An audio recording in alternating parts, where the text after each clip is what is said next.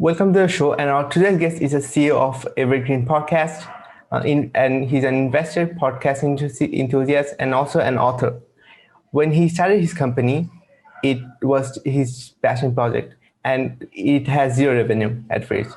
And under his leadership, that company grown from four original shows in 2017 to now producing over 65 podcasts that has been listened in over 200 countries over the world. And Evergreen Podcast is now on a target for over 10 million downloads in 2021. And he has spoken at numerous national economic development and technology and social media events, including NatoCon, Golf 2.5, the Online Marketing Summit, and the Cool Today Conference, and many others. He has appeared on Fox News Channel's John Stossel's show and was included in the Drew Carey supported Reason Foundation documentary on Cleveland titled Reason Saves Cleveland. And he's none other than Michael DeAloia, and we welcome him to the show. Well, I'm thrilled to be here. Thank you so much for having me today. Yeah, amazing. So how do you feel being on the show? How do I feel about being on the show? Ecstatic. Yeah. Are you kidding me? Of course. I love talking about Evergreen Podcasts and helping others in the podcast industry. Amazing. So tell us about how did everything get started for you before Evergreen Podcast? So what were you doing and how did you reach the point that you decided that you want to start this podcast?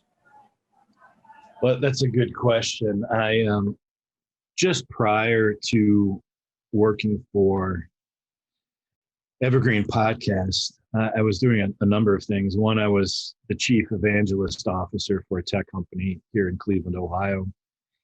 I was also an officer in the Ohio Military Reserve in a civilian brigade, helping, build, temporary hospitals and food storage units during times of unrest and natural disasters.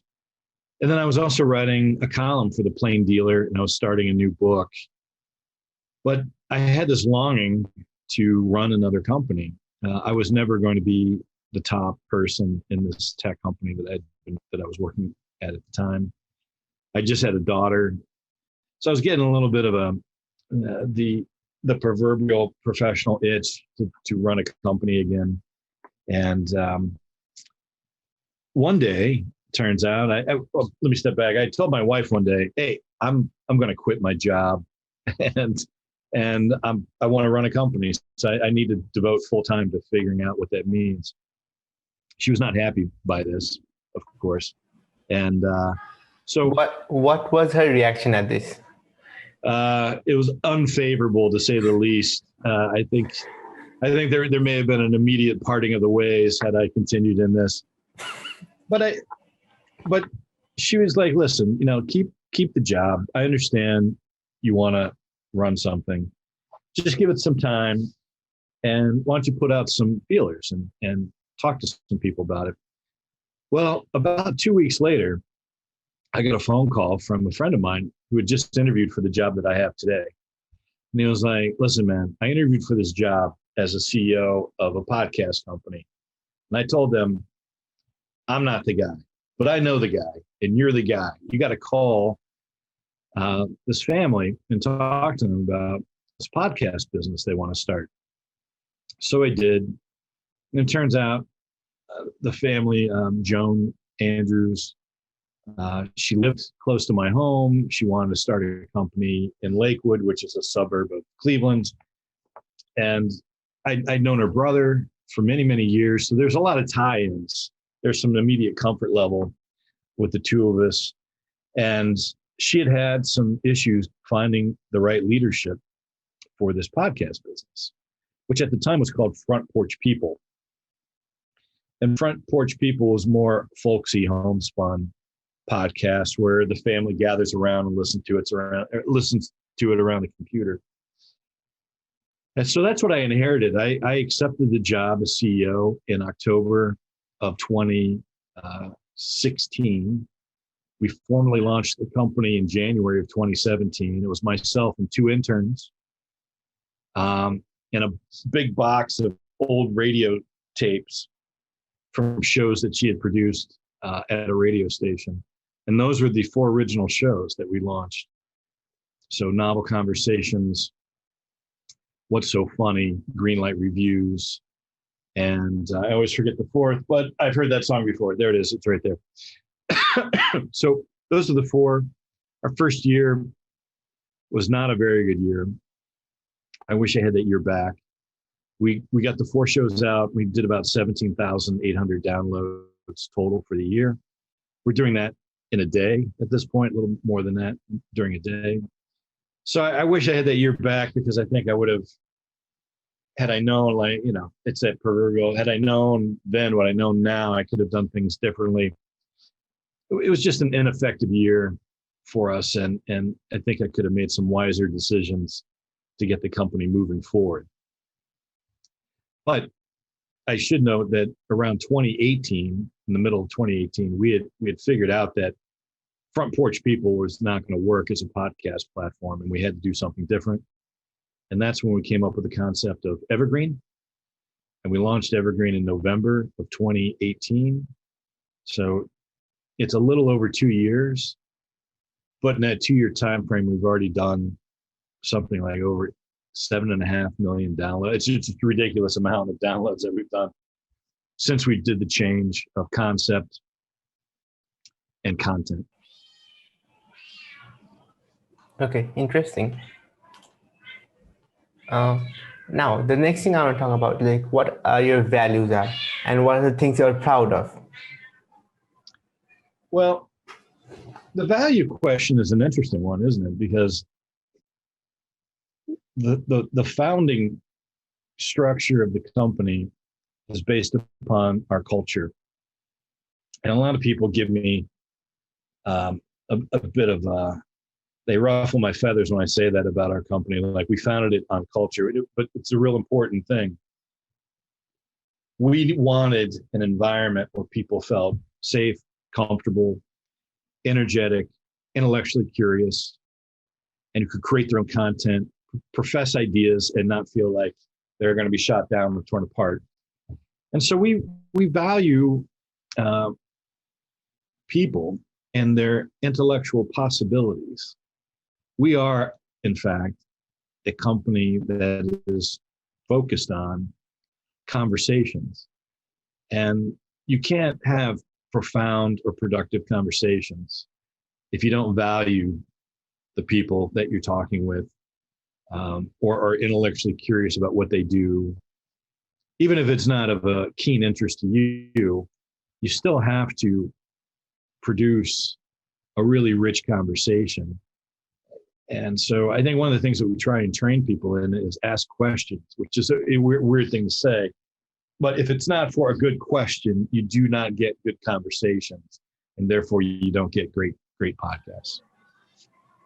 Absolutely. So where did these values came from? So originally, was it your personal values, or like your team values? Like, where did it originated from? Yeah, I love this line of questioning. Our founder, Joan Andrews, is like literally a saint. And she's adopted 8 children from around the globe. So she's literally doing God's work of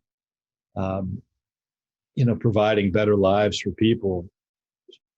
Her influence on me early on really set the stage for the pressing down of good values upon the company, and being open to great dialogue, being intellectually stimulating environment for people. That was really all of Joan's import. These are things that she wanted and that we really worked hard in defining. My contribution came from being a manager and being able to create a culture or environment that realized her virtues and values. I would note too that David Moss, who's our chief creative officer, was really a catalyst in defining how that culture was to be developed. Now, he's a creative soul, to be sure, and he's designed all of our branding, our website, our podcast tiles. He's now an executive producer of a number of shows. But, David is just a really wonderful free spirit, deep thinker, guy who likes to challenge the status quo.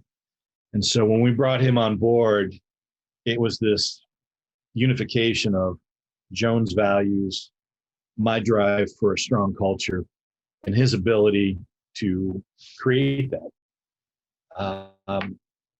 While I appreciate deep culture and values in a business, I'm not very good at designing a form for that to happen. Like, I know it needs to happen, but thankfully I had David to implement that and help me out on that. And then, of course, Joan always gave us the guiding light as to how we wanted to create the value structure of the business. Interesting. Now, one question that came to my mind was, so for you, what is the difference between being rebellious and challenging the status quo? Or is it the same thing for you? That's a great question. I've never thought of it in those terms. I think rebellion is a little bit more forceful than challenging the status quo. Challenging the status quo to me is asking the most important question: why? Why did that happen? Why are these things occurring? We do like to push our content, not to be super edgy. There's a fine line out there, and I don't know where it's at, that your content can get too edgy, too rebellious, and it can turn a lot of people off. You have to walk a fine line of being intellectually stimulating and insightful by asking the right questions. We do train our hosts diligently on how to answer questions. In the early days, we launched a show called Big Audacious Idea. Like, what are the big ideas around the globe that are reshaping humanity? And our host got a really great guest. And his first question had to have been 2.5 minutes long. Well, the guest was like, I don't even know how to answer that, but let me break it apart for you. So we learned real quickly how to have succinct questions that provoke profound answers and push the status quo.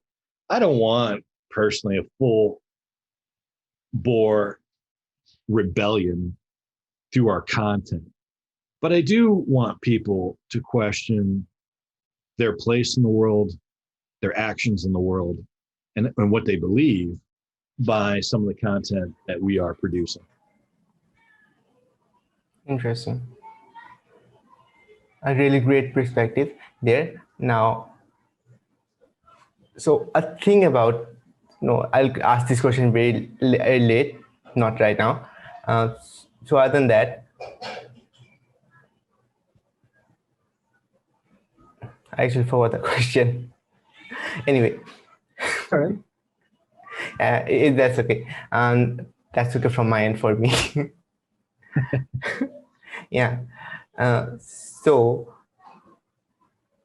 the biggest thing I want to ask, like the most important question for me. So how did you actually market the podcast? So how did you get it promoted on other platforms? And how did you get downloaded so fast? So many downloads so fast. Yeah, I should probably take a weekend to kind of draw all this out and figure it out.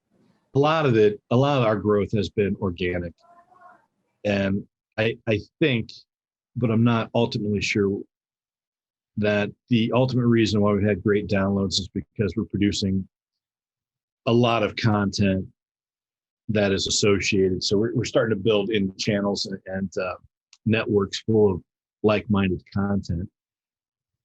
We have tried certain marketing routines. Well, let me step back. When we do a show, we do have a checklist, a launch list, if you will. Kind of like when you launch a rocket, you've got these checklists that you do. And a lot of that embedded into it is we build out the landing page for the podcast. We create what I hope is a provocative podcast tile. We do a press release that is sent out to both the industry trades and the national press. We create social media banners and platforms for the company. We upload the company into IMDb and Podchaser. So I was perhaps a little bit too glib when I started answering it. There is a list of things that we do that helps cement the position of the podcast into the marketplace. And generally, you're going to get, for a modestly successful launch for us, 1,500 to 5,000 downloads in that first month. And then we build upon that. We'll start doing Rockable campaigns. And Rockable is a tool that helps build audience awareness for a podcast using digital ads with a podcast player. And then we're starting to tinker with another product called Mopod, which is an email collection database for post listening. So once a person listens to a podcast, they have the option of putting in their email to get notice of further downloads or further production of the podcast. So we're trying to integrate all that stuff too, but we do have, and it's not a proprietary list, by the way, but we do have a list of how we go to market with a podcast, and we've gotten better at that. And so our launches have been more successful. Now, I should differentiate. We've got 3 different types of podcasts on the platform. We've got our own original content that we've produced in-house. And then we've got partner podcasts, which are independent podcasters or independent podcast networks that are looking for partners to help market and sell their podcasts. And that's the bulk of the podcasts on the network currently. And then we do branded podcasts, which is a company like Chipotle, for example, or Metro Health or Jumpstart would come to us to produce and distribute their podcasts. So there are 3 different types of podcasts on the network in its current configuration. We'd like to see podcasts reach out of the box, like I said, 1,500 to 5,000 in that first month, because there's some commercial viability with that number, where we can get some low-end advertisers to come in and secure the pre-roll and some mid-roll spots. And at that 5,001 to 10,000 or 15,000, you're starting to probably branch out into 2 pre-rolls, 2 mid-rolls. So we've got a matrix on how to increase the ad inventory in a show as it gets more popular. But we also know that you don't want 500 commercials in a podcast. So we try to limit them to a certain degree. We do have a formula on how we cut our podcasts. Generally, our podcasts are 35 to 45 minutes long, and that's for drive time. Average drive time in the United States, 24 minutes. So on the way to work and on the way back from work, you can listen to one of our podcasts and you're going to hear 2 to 4 ads. So, there is some science behind all of it when we do launch a podcast. Absolutely. I never counted all these things. These are very new to me. All the things that you said. Like one thing though, you mentioned that people come to you in the network to sell the podcast as well. So how does that process work? No, that's a great question. We continue to refine our sales process. So we may have an independent podcaster. Think of all the things that individual has to perform as an independent podcaster. You're an independent podcaster, right? Yeah. You've got to schedule guests, come up with questions. You got to record the podcast. You have to edit the podcast. Then you have to find a hosting platform. You got to distribute it. You got to market it. You got to sell it. So we sign contracts with individuals where we take over most of those functions. What we want you to do is to produce a great podcast, and we'll do everything else for you. We'll host it. We'll distribute it. We'll do those things for free. And then we go out and we'll sell it and market and position the podcast in the marketplace. Our sales program is we have we have our own internal sales team that is in the marketplace selling ads and sponsorships for that show. We also have an agreement with DAX, and DAX is a third-party reseller of ads. So they're getting more of the large national groups, right, like Progressive, Budweiser, that needs a large marketplace in order for them to make an ad spend. So we'll be aggregated with other podcast networks under a DAX banner, but it is very helpful. We also have what we call MTM. It's the Megaphone ad marketplace. And when we bring on a show onto our network, we can, with using technology, tell Megaphone which ad spots are open that have not been sold yet, and they automatically fill that for us. So we can generate really quick ad revenue, although generally it's a smaller slice of money using the Megaphone ad platform. We also have a whole sponsorship guide we produce for people and we send it out. We've got independent resellers. So these are individuals who are out selling our wares in the marketplace. We also needed technology to support our sales initiatives.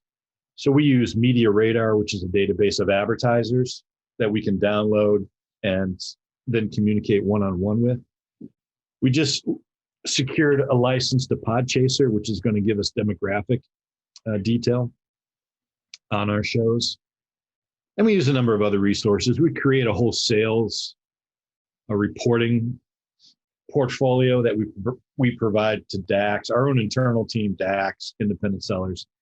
Our team is pretty well versed in our show portfolio and what's available in terms of inventory.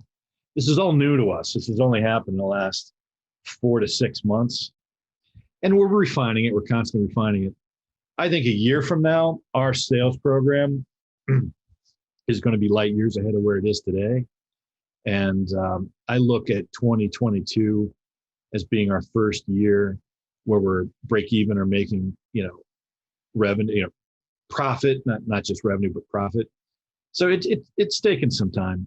I have to remind myself that Evergreen is only, 2 years and 4 months old. It's not that old. We've got time to kind of figure it out. We've got investors who have been really patient with us. And we're getting to feel a little bit more of the pressure on the sales side, to be sure. But I think we've got the right sales program in place. It's just going to take us some time to implement it. Absolutely. You're going to learn throughout the journey, in the process, actually. Yeah, it's a process. It's a painful one sometimes, but it's a process. Okay. So when you sign a contract with a podcast, or let's say independent, or like in whoever, any other podcast, basically. So how do you qualify them? What's the criteria for qualifying?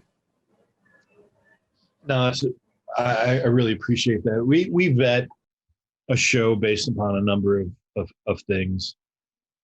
Continued viability is becoming more and more of a measurement. We want to look at a podcast that, while it has a good, strong current base, is something that we feel like we can grow even more. We're looking for shows that fit into our channels. So channels may be like history, business, sports, news, and we'll begin to aggregate a number of shows underneath those banners. So we're not just selling individual shows, we're actually selling that entire channel to an advertiser. And that's becoming more and more of a great tool for us to sell. So instead of one history podcast getting one ad, we might get multiple ads on 6 history podcasts. We think that's, for us, a better route to go on the sales side. We also want hosts that we can work with. I mean, let's be frank. I mean, some have egos and temperaments, and you got to manage that. And so we're looking for those who, there's a lot of give and take, that they'll come to us with an idea, we'll go to them with an idea. People who like to communicate, that's real important to us. A show that we feel that we can grow. and that just kind of fits our business model. We're branching out our channels to, I'd like to get 14 to 16 distinct channels on the Evergreen network by the end of the year. And, it takes a lot of time, energy, and effort to build those channels. I will note, for example, history channels probably doing 90 to 100,000 downloads a month as an aggregate. And at this time last year, we didn't have a history channel at all. We had no history shows a year ago in May. And so fast forward, now we've got 8 podcasts on the history channel doing between, like I said, 85 to 95,000 downloads a month. We think that's a channel that we can pull into. We look at milestones. So I think we can hit 100,000 real soon. And then, 250, 500,000. We also created a health and wellness channel with a partner of ours I'm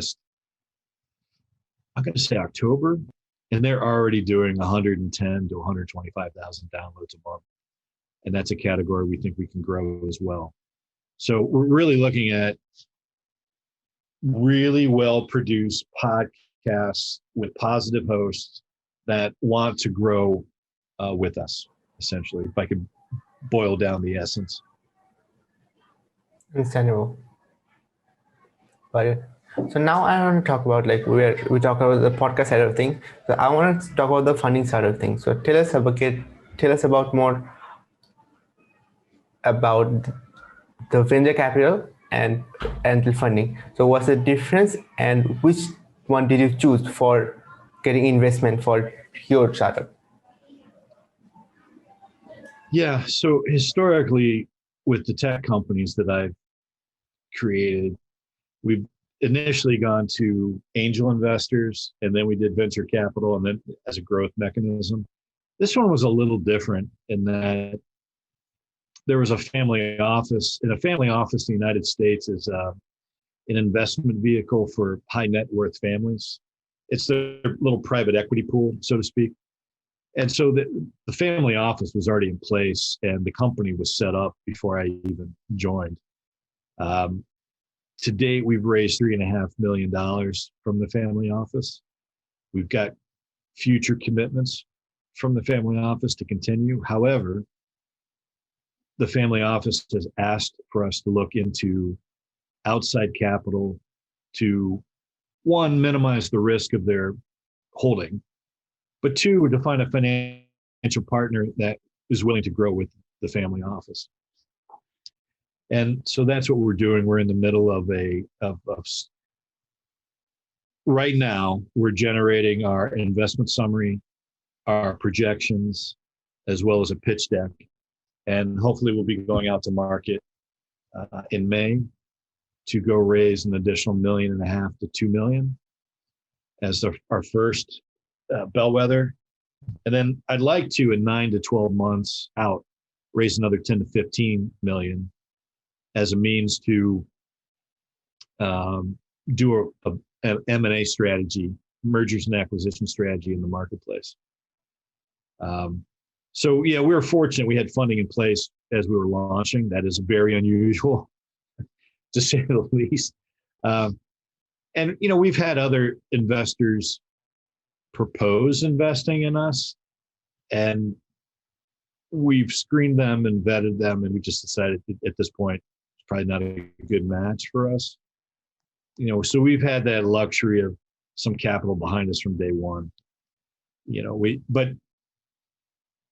the scale of that capital is limited, right? Because everyone has a plateau in terms of their capital commitment.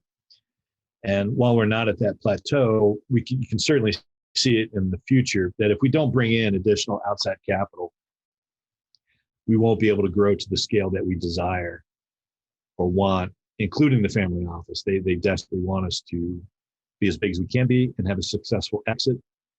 So we already have predetermined, an exit time frame of 5 to 7 years from today. We want to be out of the business and distributing that cash back to our investors. Okay, so the business for around 5 to 7 years. Now, what is the qualifying elements for an investor for you? Qualifying element for what? Uh, for the investors. Oh, no, So, yeah, I got it. One, and you'll get a sense that this is a reoccurring theme for us. One is we got to find an investment group that's going to work well with us, that we share similar philosophies. Because if you don't have that and you've got some aggravation at the investor level, it's going to be more challenging for you to succeed. So we really want patient capital, but also a group that can guide us intellectually with some deep questions, hard questions about the performance of the business and our internal processes and controls. It doesn't mean it has to be acrimonious. I think, quite frankly, you can be very mature and eloquent about it without having to be heavy-handed. A lot of investors, not a lot, but there's been a number that have been very heavy-handed with us through the process. Like, this is what I want to do. If you don't like it, the hell with you. Well, immediately, that's not someone we want to do business with. That's just like, we're not that desperate for capital that we have to sell our souls to someone that may or may not be the right fit for us. So the personality fit is keenly important to us and to the family. And the second thing we're looking for is the agreement of timelines. Like, when do you want to exit, and how do we get to that point in time? It is a second question for us. And then, like, lesser questions, but important questions are like, what's the valuation that we're all looking at that makes sense for everybody, and what's the structure of the capital? Is it going to be pure equity? Is it going to be a preferred unit or share? Is it going to be partially debt? These are all questions we have to go through. Our current belief is that we can go out today at a valuation between $8 and $8.5 million pre-money, and go out and secure another $1.5 million to $2 million, which would give us a 10 million plus post-money valuation, which is what we want to be. We want to be in that 10 million post-money valuation, at this first round. okay, interesting. So, the personality is the fast and the most important thing for any investor, or not just investor, but also like the podcast guest host, actually. As you said, in both scenarios, that the podcast host also has to be, or the independent podcaster also has to be a personality or a value fit, as well as the investor. Because if that doesn't work, then nothing works properly. Yeah, listen, this is a reflection of Joan, myself, David Moss, some of our other senior executives all have the same mindset. It's just not worth it to bring in a negative vibe merchant into the business who because of their personality is going to cause friction. When you have friction in a business, and we've had it, every company has friction, but we've been able to quickly remedy that friction and solve the problems internally better than most, I think, because we're all of a common mindset and mind share. It's mission critical at the investor level that you share the same philosophies and goals and desires of that investment pool. Otherwise, it could be a very challenging relationship. And I'm at a point in my life where I really want I want to work with good, solid people and create really magical things. I don't know what that magical thing could be. I hope it's this podcast business. It might be a book that I write. It might be a piece of music that we put together. But in everything that I do, personally and professionally, I just want to work with people I admire, I respect, and that I trust. And Joan is the same way. And that those things guide us as to how we're going to bring on additional capital. Okay, amazing. So where do you see the future podcast? Let's say after 7 years from now. So where do you see how the podcasting industry works? Yeah, the podcast industry right now is going through a lot of tumult, meaning there's a lot of activity going on. So a lot of companies are getting bought. A couple of years ago was the content companies. This year, it's a lot more of the technology companies inside inside the acquisitions. So 2 or 3 years ago, it was Gimlet and Wondery getting acquired, Pineapple and a few others. This year, it's like Ox Bus and Megaphone, the technology platforms. It'll go back to content in a year or two from now, for sure, because there's always fire to get content. 5 to 7 years out, I think you're going to see the way things are shaping up right now. In 3 years, you're going to see, in 5 years, you're going to see 3 distinct ecosystems of podcasts, at least in the United States. You're going to see a Spotify group of podcasts. You're going to see an Amazon group of podcasts, and you're going to see an Apple group of podcasts. And you're going to have to operate, and potentially Google. I mean, Google's always the wild card. So you might have a fourth. But in those ecosystems, you're going to have major players and supporting players in those, and they won't mix and match. Spotify is going to want you to be in that Spotify ecosystem. Amazon only wants you in that Amazon ecosystem, and Apple will only want you in that Apple ecosystem. And so we're going to have to soon start pledging allegiance to the major distributors of podcasts. And your programmatic ads, which are the automated ad systems, will only be for Apple, will only be for Amazon, and will only be for Spotify. I'm trying to figure out how to maintain our independence as these things are happening, the heavy consolidation in technology and content. So I think, and then behind the scenes, you've got another macro trend, which is, I think the large video platforms, Disney Plus, HBO Max, Netflix, they're going to start getting into the audio business as well, because you can certainly play audio on those platforms just as well as you can video. So I think those are going to be the later entrants into the marketplace. And you can never discount the radio companies, iHeartRadio, Odyssey, Westwood One, they all have Salem, they all have very significant podcast networks unto themselves. And they are very dynamic players in the advertising marketplace. So how's that fall out for us? Well, I think we're going to be a very hot property 3 to 5 years out in terms of a group wanting additional content onto their platform.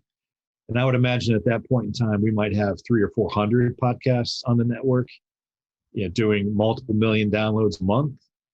That's what we aspire to. And I think we'll be a very captivating target.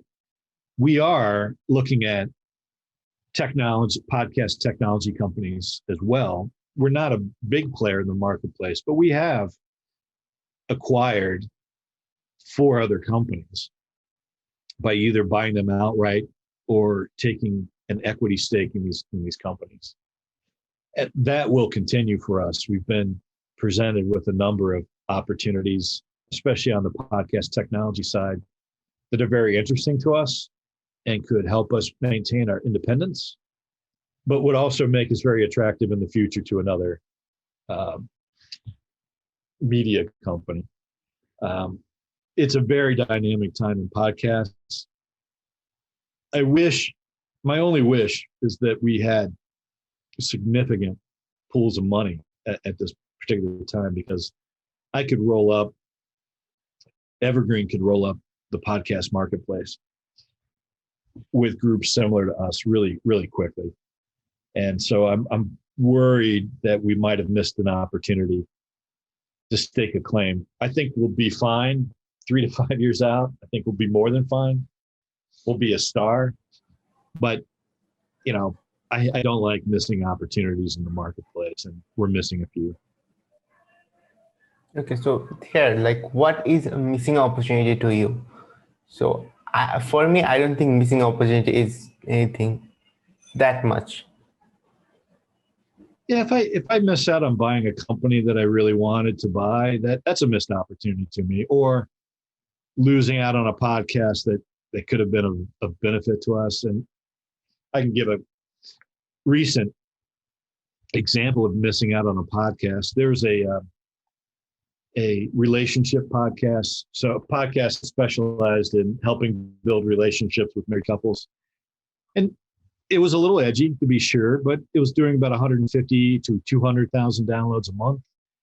And we had proposed building a specific channel and marketplace for this podcast and for the host. And, after months of negotiation, she just finally decided to stay independent. And, I'm missing out. I look at it as Evergreen is missing out on those 150,000 to 200,000 downloads a month, which could have been a significant boost to our overall download total by the end of the year.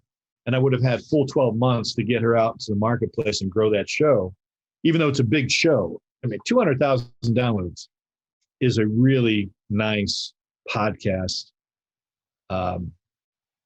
property to have. One of the concerns that we had during the conversation was she really focused on CPM, and CPM is how we sell ads. So the cost per mil, that's what CPM stands for. Someone will say, well, I'll give you $30 CPM, which means for every 1,000 downloads you have, they're going to give you $30. So if you have 1,000 downloads, that's $30. You've got 10,000 downloads, that's $300, right? And it just keeps on going up and up from there. She was really focused on $40 to $45 CPM. Like, that's great. It's a premium. If you can get that, let's do it. But how much did you sell last year on 200,000 downloads a month? And her response was, well, I think 35,000. This show should be doing, $300,000 to $400,000 a year in revenue easily based upon those download numbers. Don't worry about the CPMs. Worry about getting the right ads into your show. And so because of that, it just didn't work. We had a different philosophy on how we wanted to go generate revenue for the podcast. That was a missed opportunity. Absolutely. Missed opportunity for both sides, actually. I think so. That's probably a better way to look at it. Absolutely. But yes, you're probably right. I think both of us would have helped each other out tremendously, for sure. Absolutely. So the question that I actually wanted to ask at the beginning was, so on the scale of 1 to 10, or let's say, how do you rate my questions? How do I rate your questions? Yeah. Yeah, I would say 7 or 8. Okay. Interesting. Okay, great. And why? What's the average been for you? When you ask people that question, what's your average been? I don't. It is the first time I'm asking anyone, because you are into the podcasting business, and as you mentioned, that you train people, so you should have proper understanding of the questions. So I'd never asked this before. So as you mentioned, I asked it.